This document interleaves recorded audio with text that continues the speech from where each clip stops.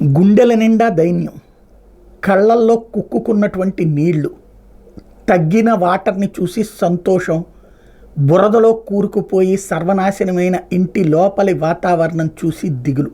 ఇది ప్రస్తుతం బెజవాడ వాసుల పరిస్థితి. వరద వెళ్ళిపోయింది, ఇంకా అక్కడక్కడ నీళ్లున్నాయి. ఆ నీళ్లని చూసినప్పుడు సర్వనాశనమైనటువంటి తన కష్టార్జితం ఈ రోజున కళ్ళ ఎదుటకుండా కనబడుతుంటే ఎవరికి చెప్పుకోవాలో అర్థం కాక, ఏం చెయ్యాలో అర్థం కాక తలపట్టుకుంటున్నటువంటి బడుగు జీవి, అలాగే అప్పులు ఎలా చెయ్యాలి, ఈ రోజున మళ్ళీ రేపటి బ్రతుకుకి ఎలా భరోసా తెచ్చుకోవాలని భయపడుతున్నటువంటి మధ్యతరగతి వర్గాలు ప్రస్తుతం బెజవాడ అడుగడుగునా కనబడుతున్నాయి.